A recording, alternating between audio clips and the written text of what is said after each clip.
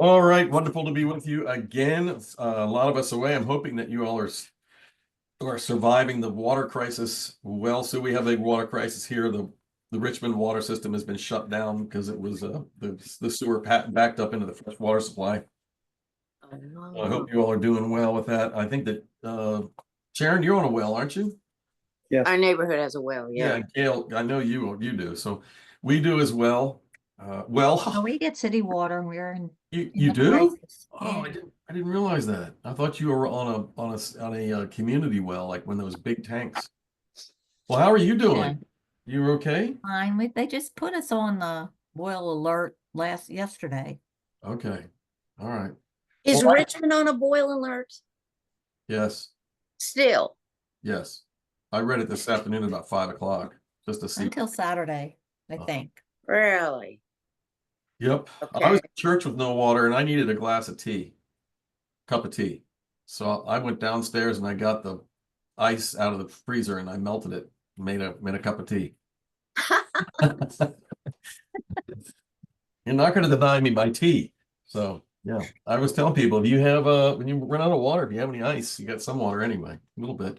Or you could use snow. That's right. Yeah, well, you risk a lot.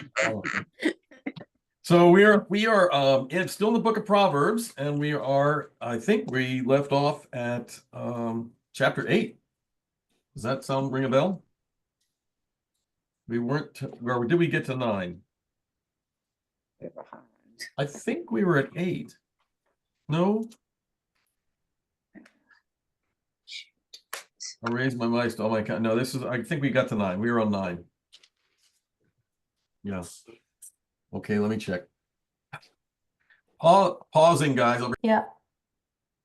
Okay, we are on chapter 9 of the book of Proverbs as we head into it right now and see how far we get. Beautiful. Both these chapters. I want to give you just a little primer before we start. Remember, a primer is the key to solving a code or a riddle. If you have something that requires a central part by which to identify all the other parts, that's the primer. So remember I said the primer in this is the fear of the Lord is the beginning of wisdom or the beginning of knowledge. So from that place of understanding the fear of the Lord is an awesome positive experience in our lives. We're talking about respect and desire, a profundity in relationship that draws us in, then that will lead us to a place of comprehension when we talk about scripture. The book of Proverbs is broken up. 1 through 9 is the father talking to the son, giving these long, semi-long speeches about what's good and what's bad. And within that, there are actually 4 poems that are written, or Hebrew poems of Lady Wisdom that are talking, that are introduced by the father to the son, and then speaking on her own. So that's 1 through 9. And 10 begins a different book, really. It's a whole different section. It's no longer a letter describing things. We are now into what we think of when we think of the book of Proverbs. We're into the pithy sayings, the instructional sayings, which is going to be broken up again when we get up to 24, 25, it's going to change again. So 10 to 25 are these wise sayings. Really, a lot of them are hinged on what came before. So all the lessons we learned before about the Holy Spirit and folly, the Proverbs in 10 to 24 are really building off of those lessons that the father had already said to the son, and then moving forward.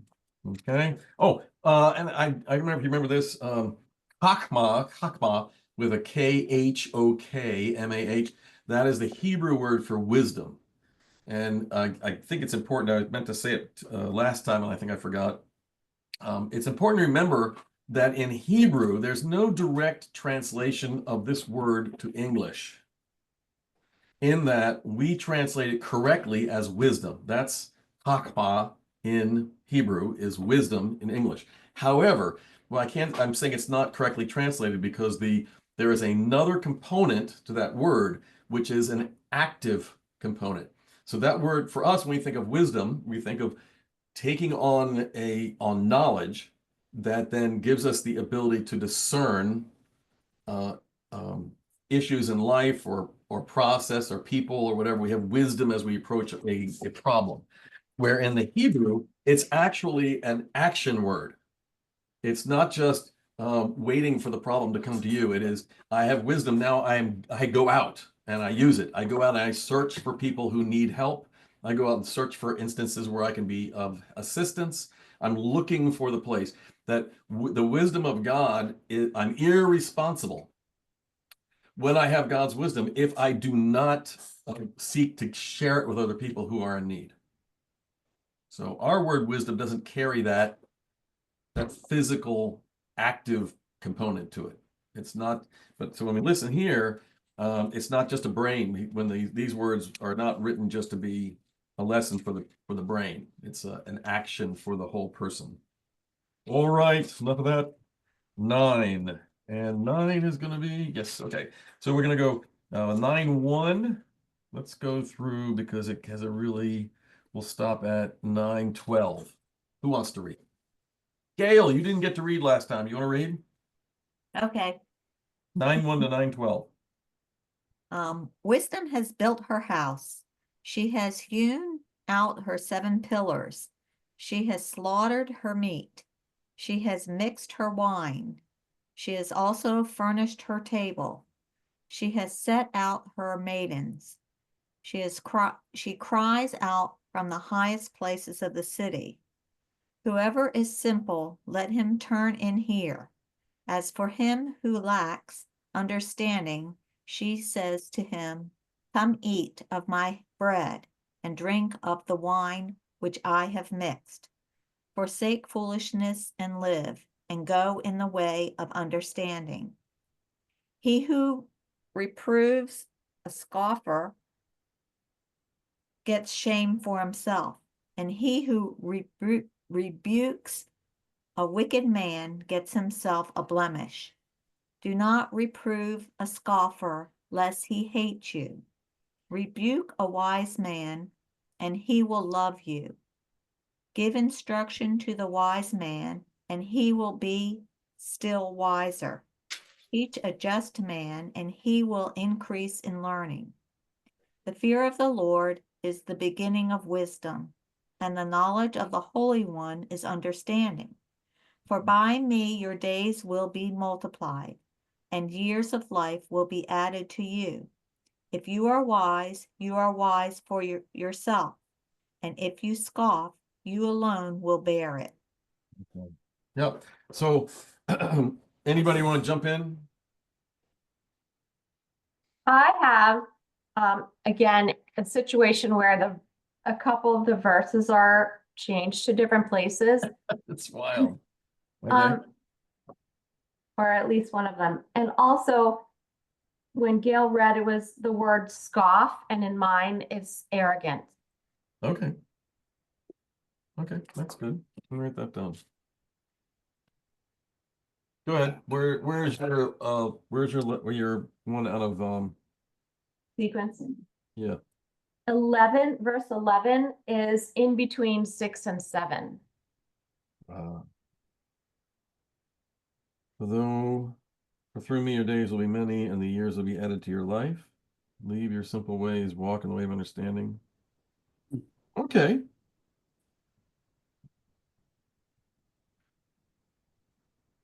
Okay, I can see how that would fit. Yeah. I don't think that hurts anything. No, it is interesting. I think they were obviously trying to make it more fluid. Yeah. Yeah. I mean, they kind of group it so that it's grouped together, and yeah. Yeah. All right, let's start at the beginning. So wisdom has built her house and she has hewn out her 7 pillars. So 7 has no specific meaning to wisdom other than it is a biblical number that means completeness or wholeness, perfection. Except the gifts of the Holy Spirit. Yes. Yes. Did you wonder that? Yes. Well, foreshadowing, as Paul talks about them. Yeah. And her house. So again, with her house, you have completeness. She builds the house. She makes the domicile. She makes the place where you're going to be coming and being taken care of. And then 3, 4, 5, and 6. She's serving. She's the servant, right? Sent her maids. Come here. She says, okay, come eat my food and drink the wine I've mixed. Leave your simple ways and you will live, walk in the way of understanding. So she is the servant to the people. She's provided the place, and she's provided the food. She's provided. She's sustaining. What's that? She's sustaining. Yes. Yes. Thank you. I'm writing that down. She's sustaining the people. And I'm glad that that Gail read, because she gives her translation gives the definition, or implies the definition of the word simple here.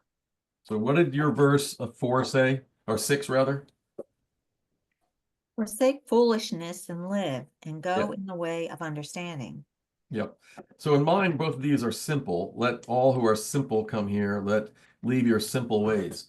So it's foolishness. It's people who are living. Well, that's verse 4 on mine. Whoever is simple, let him Right. turn in here. Yeah, it's going to come back again later on down the road a bit. It is, it's not simple like you live a very sparse life with not a whole lot of connections. It's living a life that is poorly executed. It's a foolish. It's moving from thing to thing without much of a concern about which is better and what's not. And so she's saying, don't do that anymore. Stop that. There is something that's important, more important than something else. And stop being foolish about how you're behaving and living your life. And then moves into this next section. Corrects the mocker, rebukes the mocker. And Susan, you said yours was what? Arrogant. Yeah, okay. He who corrects an arrogant man earns insult. Yep. So Gail's was scoffer.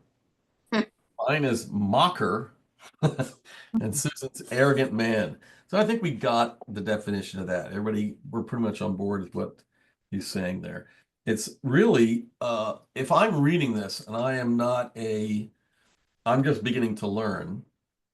And I read this, whoever corrects a mocker, an arrogant man invites insult. And I think of myself that whenever I am corrected in something, I am arrogant about my response, because so many people these days can't be wrong.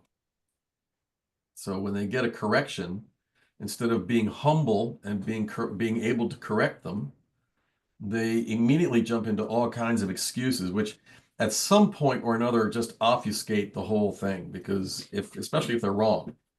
If it was faster to turn right here and go straight to the house, and I went straight and went around the block, and the person says, it's faster if you turn right here.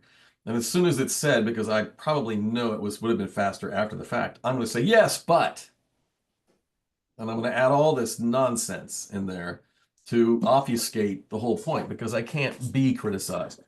So here is saying, if I'm that person and I read this, I'm going to identify myself here. I'm the arrogant person. And as I read that in here, I'm going to say, well, I don't want to be that person anymore.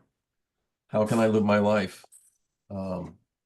Obviously, the wise person doesn't do that. The wise person has humility and can be corrected, and it's okay. I frequently say that ignorance is not a bad word. You can call somebody ignorant all day long. We're all ignorant. We're ignorant about lots of different things. I'm ignorant about nuclear physics. I'm ignorant about cooking. It just means I don't know. We don't know. I don't know. So being ignorant is not bad. It's a equally shared way of life. The question is, when somebody says that you're ignorant, that you don't know something, how do you respond? Do you respond by saying, wow, you're right. How can you teach me that? I'm gonna have to read about that. I've looked that up. I'm gonna do something. Or do you get defensive and get angry because someone just found out that you don't know everything and they pointed it out? We got down to 10. Fear of the Lord is the beginning of wisdom and knowledge. Can we just go back for a minute? No. Yes, go ahead. Because you address that from the view of the arrogant person responding. Yes. And so this is actually saying he who corrects the arrogant man receives that back. So it takes a lot of discernment actually and self-control and assessing the, the community that the person is in order to see, is this someone that they're going to correct, and why not? This is really a lot of guidance and Mhm. holding your opinion to yourself, or you might get that backlash, and it takes a lot of wisdom to work with that. Well, I knew all that. You see, the reason why I didn't point that out was because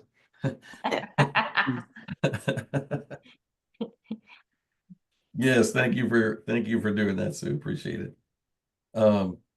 10, fear of the Lord. So we're back to the beginning. Remember, this is the very beginning. This is the primer, and it's come back. This is the third time that it's come around. It's going to come around again. We keep coming back to it, snuck in here in different places in the scripture to keep reminding the person who's reading that this is the place where you have to begin. If I don't have respect and offer deference to the Lord, I can't hear anything. I can't. I'm arrogant, like what they're saying up here. I'm the arrogant man. All right, let's see. This is 12. It's in another block. So let's go 12 to the end. Who wants to read that?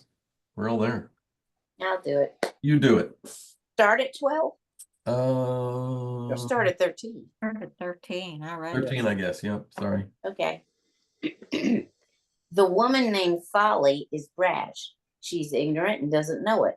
She sits in her doorway on the heights overlooking the city. She calls out to men going by who are minding their own business. Come in with me, she urges the simple. To those who lack good judgment, she says, stolen water is refreshing. Food eaten in secret tastes the best. But little do they know that the dead are there. Her guests are in the depths of the grave. Yep. And it's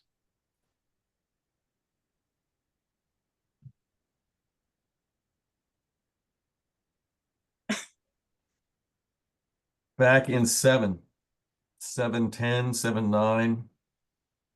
The woman calling. Now in the square, she took hold of the man and kissed him with the brazen and said, I have fellowship offerings, come and follow me. Remember that? So that's back in 7. We talked about that one, the woman finding the gullible guy walking down the street. And here we're back to it again.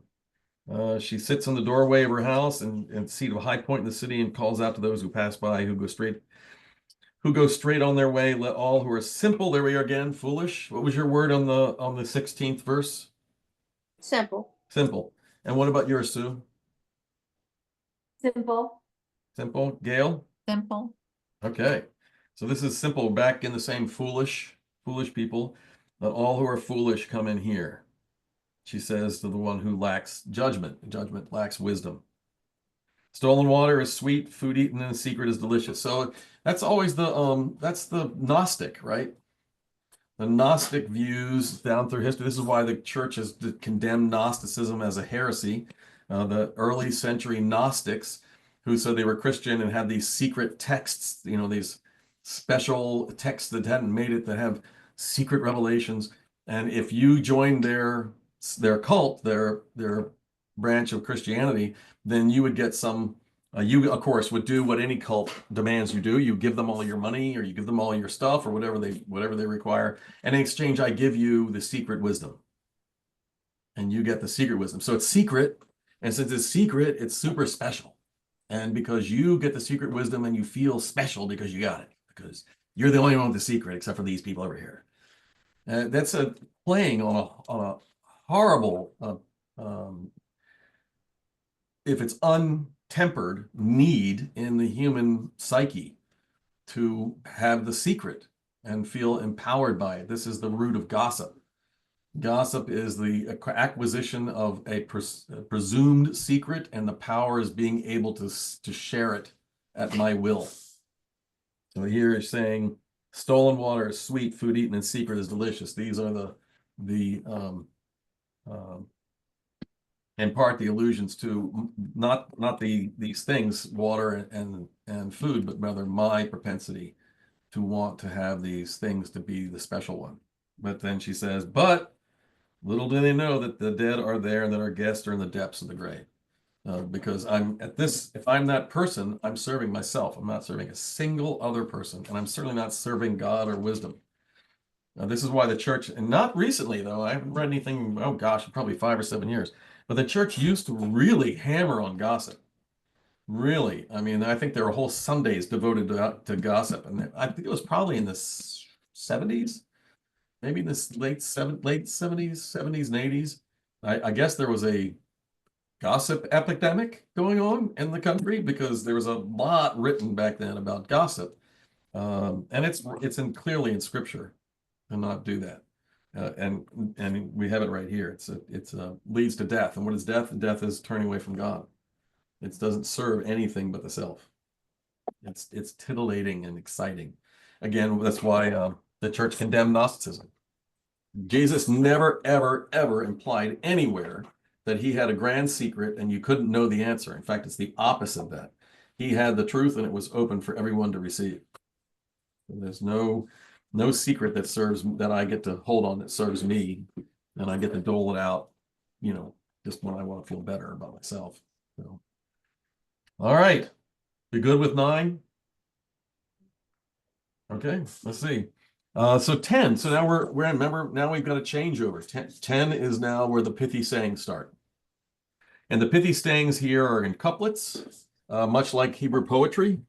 Like you can see it's not in two part, but you'll see a kind of a likeness to Psalms, who do 2/2s. These are just the 2. All sorts of stuff written about all kinds of things, but are playing on the prior 9 verses. The root of those 9 are gonna come popping back up. So we can rocket right into 10. Let's just read half of 10. Why don't we read to 16, and then we can talk about any one of the ones that we read about. You can go back and say that's one of that one. Who wants to read now? Okay. You go. The Proverbs of Solomon. A wise son brings joy to his father, but a foolish son grief to his mother. Ill-gotten treasures are of no value. The righteousness delivers from death, but righteousness delivers from death. The Lord does not let the righteous go hungry, but he thwarts the craving of the wicked. Lazy hands make a man poor, but diligent hands bring wealth. He who gathers crops in summer is a wise son, but he who sleeps during harvest is a disgraceful son. Blessings crown the head of the righteous, but violence overwhelms the mouth of the wicked. The memory of the righteous will be a blessing, but the name of the wicked will rot. The wise in heart accept commands, but a chattering fool comes to ruin. The man of integrity walks securely, but he who takes crooked paths will be found out. He who winks maliciously causes grief, and a chattering fool comes to ruin. The mouth of the righteous is a fountain of life, but violence overwhelms the mouth of the wicked. Hatred stirs up dissension, but love covers over all wrongs. Wisdom is found on the lips of the discerning, but a rod is for the lack of him who lacks judgment. Wise men store up knowledge, but the mouth of the fool invites ruin. The wealth of the rich is their fortified city, but poverty is the ruin of the poor. The wages of the righteous bring them life, but the income of the wicked brings them punishment. Okay. Which one did you love the best? Where's anyone stand out to anybody? I like love covers all wrongs. Yeah. That is, which one is that? That's verse 12. Well, hatred stirs up dissension, but love covers all wrongs. Yeah.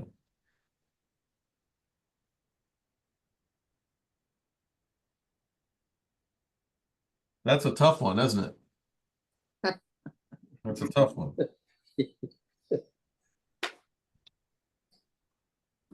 That's hand in hand with forgiveness, right? And mine says, but love makes up for all Yeah. offenses. Yeah. That would be interesting because it would be the part of both persons, wouldn't it? Yes. Not just the one. Yes. Two-way. Yeah.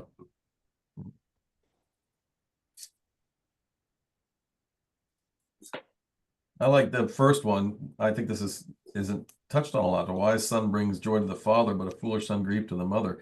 The sons, our kids' actions affect the family. Everyone's actions affect each other. Oftentimes, I mean, I was never young, so I don't know anything really about this. I've only read about it. But when a young person starts getting crazy and doing things and even leaving, there's often very little thought in the mind of the young person about the effect it has on mom and dad or the family.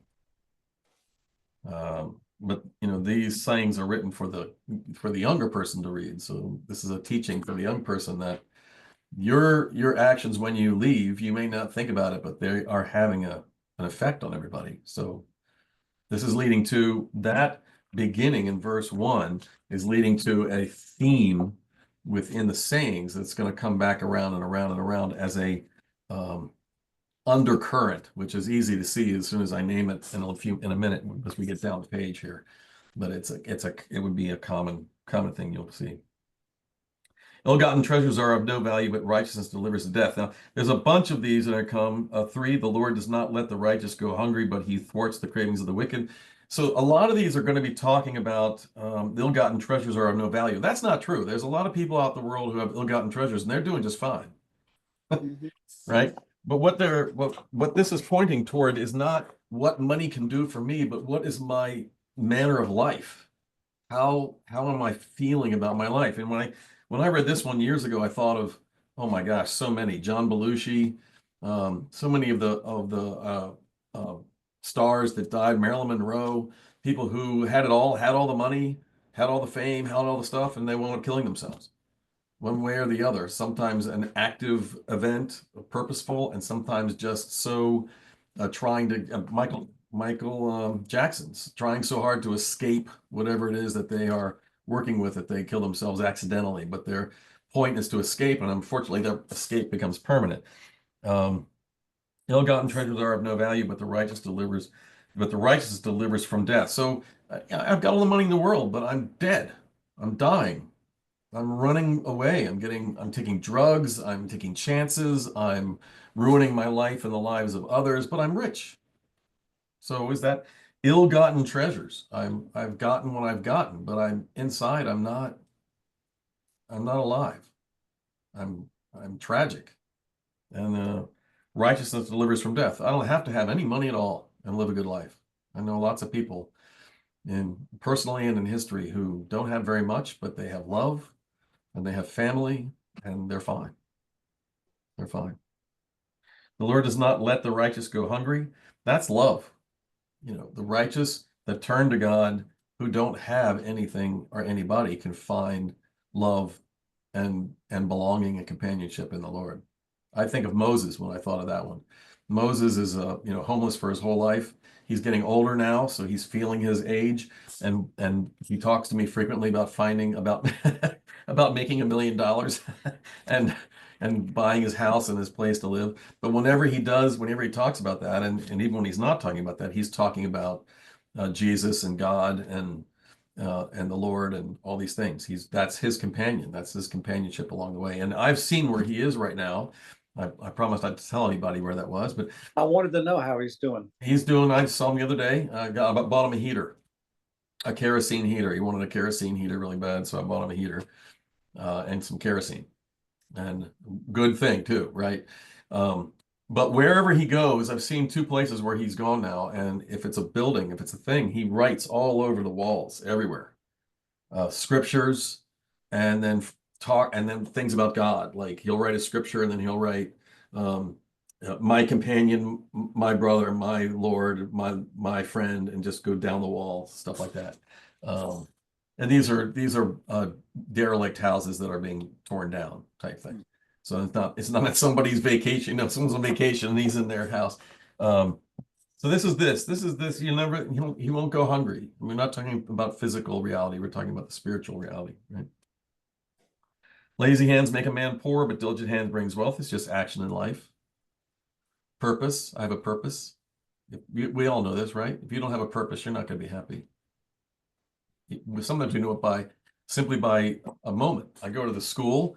I remember this. Went to the PTA meeting at the school. Went to a event where the kids did something on stage, and the meeting was over. And I was talking to some friends, and I look around, and people are all doing stuff.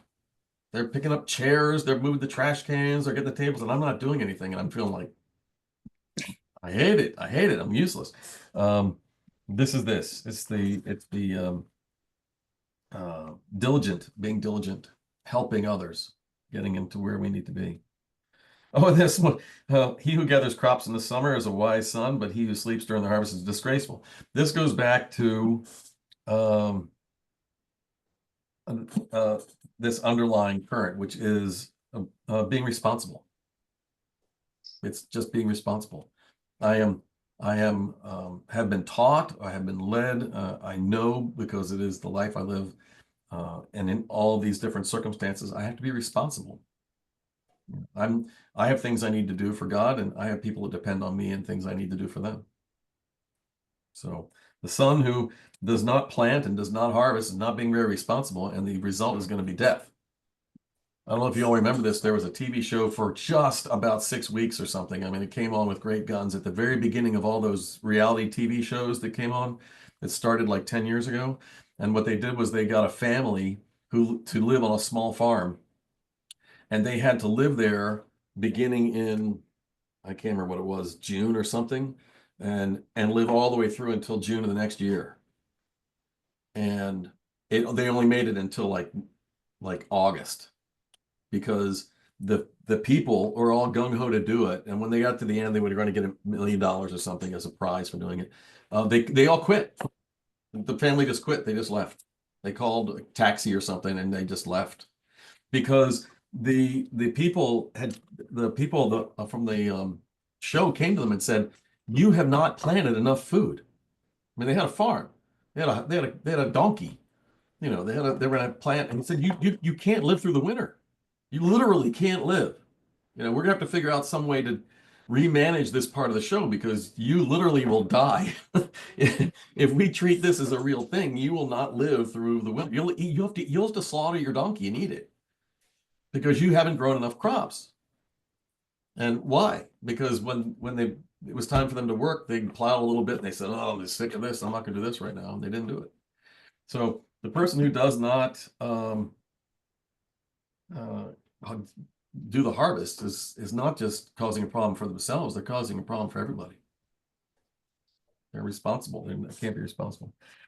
Blessing on the crown of the righteousness, that's God. Violence overwhelms the mouth of the wicked. That's the mouth of the wicked, right? Saying bad things. Good thing we're not living in a time with people that say bad things about each other.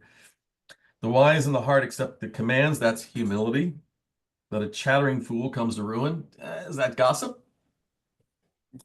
The man of integrity walks securely, but the one who takes crooked paths is found out. That's because men who take crooked paths have lots of secrets and lots of stuff that floats to the surface over time. He who winks maliciously, I love that one. I think of the old movies. He who thinks maliciously causes grief, and the chattering fool comes to ruin. I think that wink is the deceptive wink, right? The spy wink. That you're the one who knows. The mouth of the righteous is a fountain of life. Violence overwhelms the mouth of the wicked. There's the mouth again. Hatred stirs up dissension, but love covers all wrongs. That's going to be Jay's. We're going to know Jay by that one. Wisdom is found in the lips of the discerning, a rod in the back of him who okay, this one. Wealth of the rich is their fortified city, but poverty is the ruin of the poor. So this is not necessarily a lesson proverb. It is a statement of the truth. It's just, this is the way that it is. Wealth of the rich is their fortified city. The rich live within the context of their richness, but poverty is the ruin of the poor, and it's just the way it is. So what do you do? How do you change your life in this way? It's the focus of the individual is what we're talking about.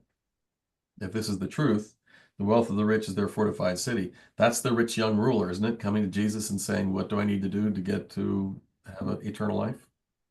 He was depending on his wealth. He was depending on the stuff he owned. And how about the one that's the poverty is the ruin of the poor? Oh, woe is me.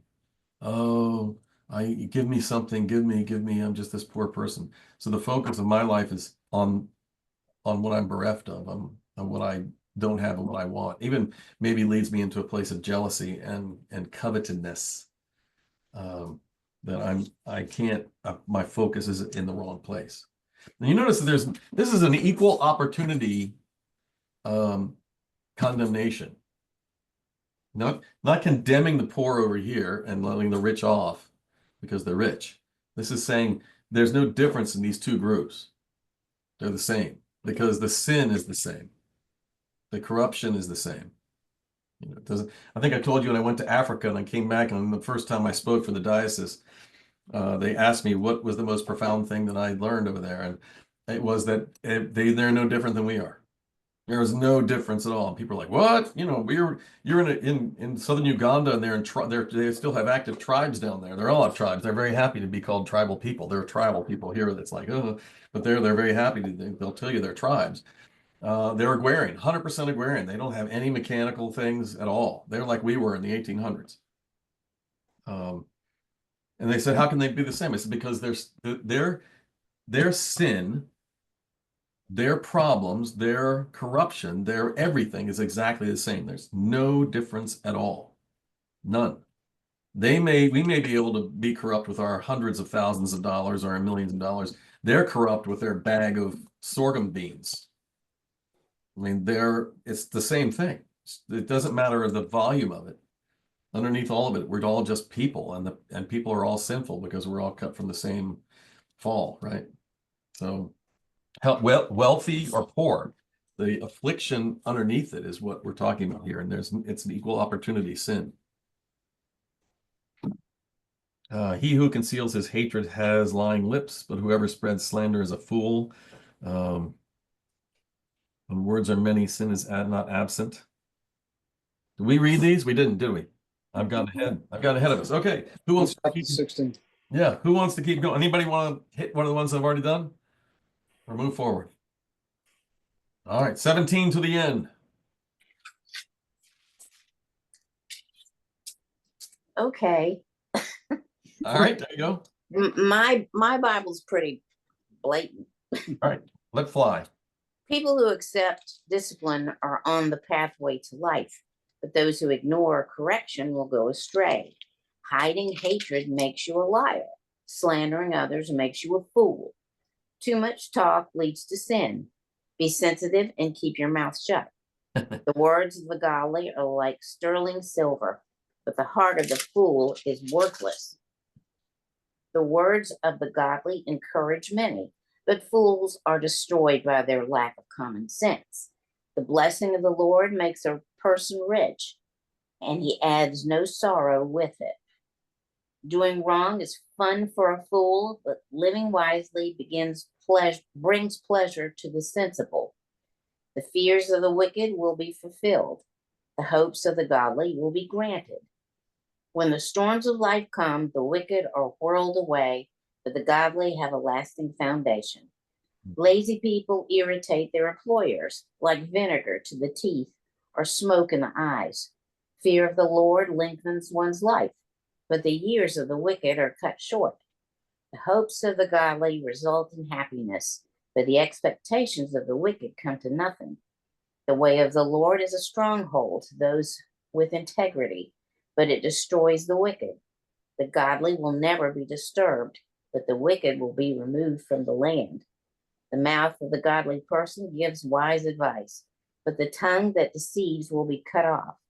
The lips of the godly speak helpful words, but the mouth of the wicked speaks perverse words. Oh. Lot of proverbs in here about the mouth Yeah. in this section. Speaking and not speaking and how that affects us. Vinegar to the teeth and smoke to the eyes. I love that.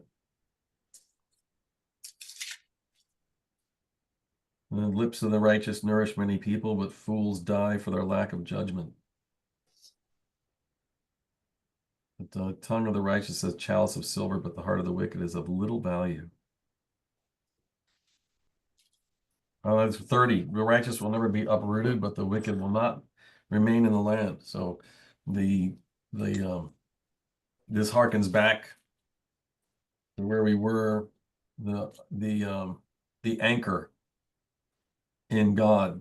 You know, this reference over and over again that it's not the thing that's being described, it is the point that lets the thing being described to be the thing. You know, I find my solace in God. So that is the stability. Right? You won't be uprooted. That's where I live. Whereas the wicked, they don't have anything.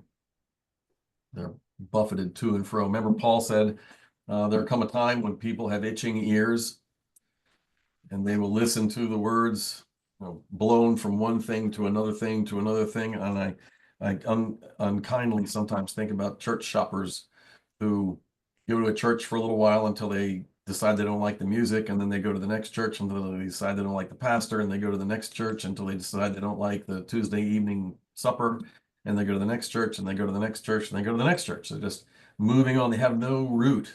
They have no stability. They're looking. This is not everybody, but there are those. They're looking for the thing that's going to feed them, that makes them feel good. And they're not listening to what God is saying. A lot of times God says things that don't make us feel good. They make us feel bad. And that's wisdom. You know, if we have wisdom, we will hear the hard words and feel bad. Because hearing the hard words and feeling bad means we are growing in our wisdom. And we're being Chapter 10 is full of that. Yeah. We're being humble and receiving it and then turning back to God. But I remember, I told you this before, I had the family that came out, and the guy, I'd just finished a sermon, and he met me on the portico with his wife and his 2 kids. And he said, I just want to tell you, we're leaving. We're not coming back. I said, wow, okay. Why? Are you moving? You know, I always assume the best. Well, are you moving? Or are you getting, he said, no, I just don't want to be here anymore. And I said, oh my gosh, well, can you tell me what's wrong before you leave? And he says, yeah, I just don't want to be preached at anymore. I said, preached at? What is that? What does preached at mean? And he said, well, you're always up there telling me this and telling me that, and I don't want to hear it anymore. It's just a downer. Like, you know, I'm not preaching at anybody. I am speaking with people through the words of God. And if you listen this way, in fact, I remember told myself, I think what you're hearing is the things that make you mad about yourself, which of course made sure he never came back again. But that's the being unable to hear. That's the arrogant man who can't listen to God. They want to look good to the community, wear a suit and go to church, but they won't last. They'll bop around from church to church to church until they can't deal with whatever it is, and they can find an excuse to leave, and they leave. So it's a sad thing. And it's right here. Proverbs, thousands of years ago, saying exactly, giving us a description of it. Lips of the righteous know what is fitting, but the mouth of the wicked only what is perverse. I cannot tell you in the last month how many off-color comments I've heard around Christmas. Just people making snide comments and bad jokes. You know, really rude, even vulgar jokes about Christmas. Mouth of the wicked only what is perverse.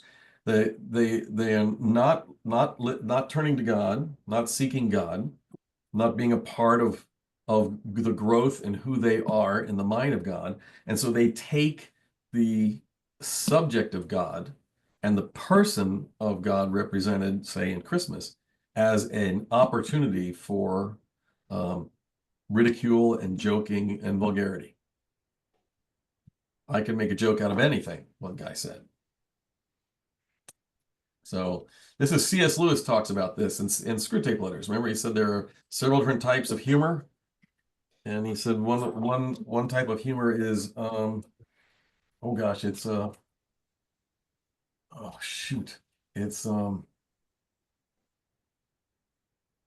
I went blank. It is the type of humor where I say something, but before I even get done speaking it, you start laughing because it's assumed that what I'm about to say is funny. And it's not. If you listen to that kind of banter, it's bewildering because it's the stuff that's being said isn't funny and everybody's laughing. And in that style of humor, depending on the people, will inevitably go to vulgarities and really nasty things, because then everybody, I can express my my hatred, my sexism, my bigotry. I can express all these things in this group of people as a joke and have you laugh at it. So I get to express this from myself, but then I can deny it if it really came back to me because I was just making a joke. Okay. It's horrible, horrible. No borders, no walls, no controls, nothing. Just floating, completely floating. Lips of the righteous know what is fitting, but the mouth of the wicked only what is perverse. Anybody have another favorite?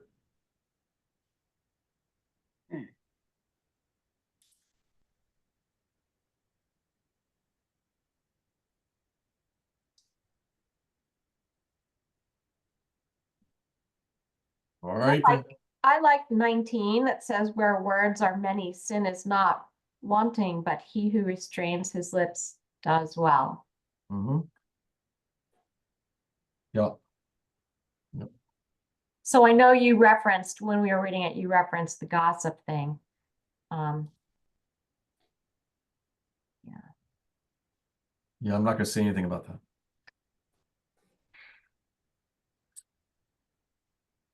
So the word righteous is used a lot. Mhm. And do you think that is referring back to wisdom, the fear of the Lord? Yeah, I think the let's see, the tongue of the righteous is a choice silver. Where's another one? What the righteous desire will be granted. Yeah, the mouth of the righteous brings forth wisdom. There's another one. Yeah, it's the righteousness of the upright delivers them, the faithful. I think in this, it's the righteousness is my action based on wisdom. You know, I'm not self-righteous. I'm not thinking of myself. I'm righteous because I'm obeying God.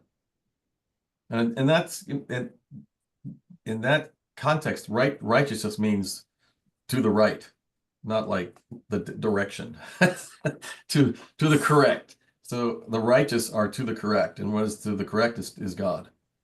Self-righteous is to the correct is me. So the righteous, I hear that as an action word. The righteousness of the blameless makes a straight way for them. Okay, the righteousness of the upright delivers them. So this is the action, right? My devotion to the correctness to God delivers me. Oh, mine says godly for all those righteouses. Oh, there you go. Yeah, interchangeable. Yeah. I'm acting in a godly way. I'm listening to God and turning to God to behave like God. God would want me. What did you say about 30? The second part. The righteousness will never be uprooted, but the wicked will not remain in the land. They have no root. You think about people that remain in the land, what do they have? They've got farms, they have businesses, they have, they've been responsible, they've built a life, they have roots, they have family, and so he's saying that the mouth of the righteous will never be uprooted. They've set down their roots.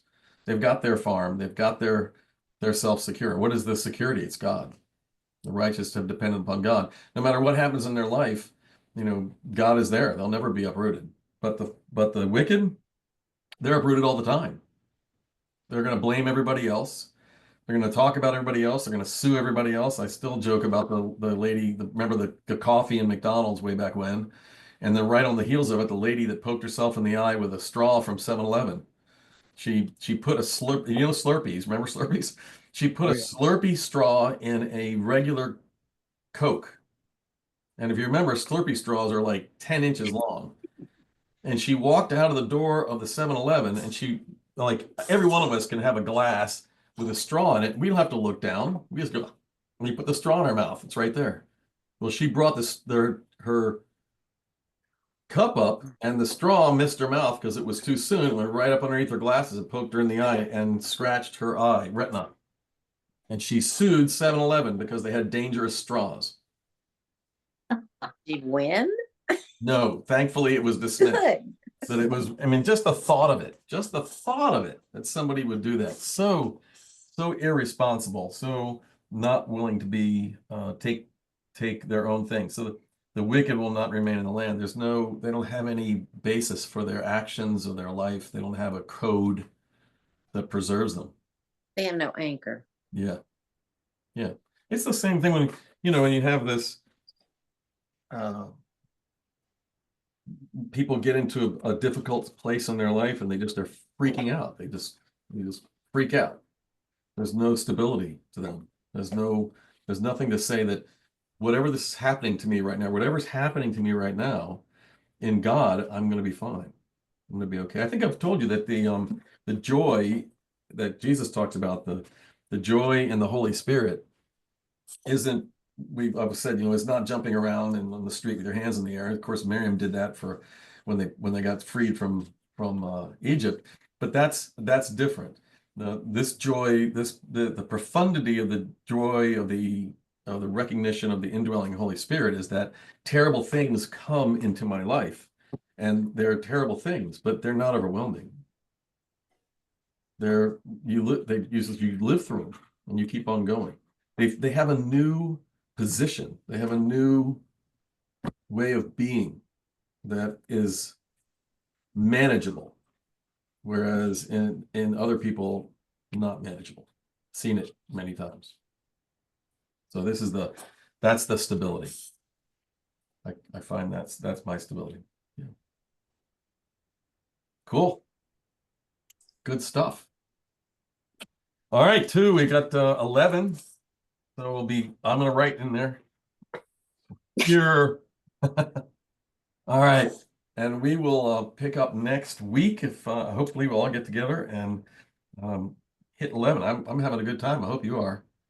It's been many years since I did anything with Proverbs. This is really great. I can't remember whose idea it was. It was Carol Lee's idea, wasn't it? To do Proverbs? Yeah. Wonderful idea. I'll have to say thank you to her again. And thank you to her again for her work. And if you see her, even if you weren't there, I know, Sue, you weren't there. But if you see her, thank her for her work on Epiphany.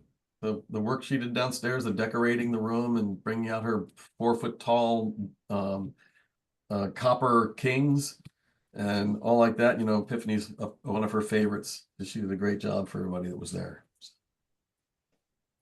All right, guys. Have a wonderful night. Wonderful to be with you as always. My favorite night doing this. So be well, take care. And Can I ask you a question after you sign off yeah, from sign off. recording? See you watchers later. All right. See you all. Take care. Bye. Thank you.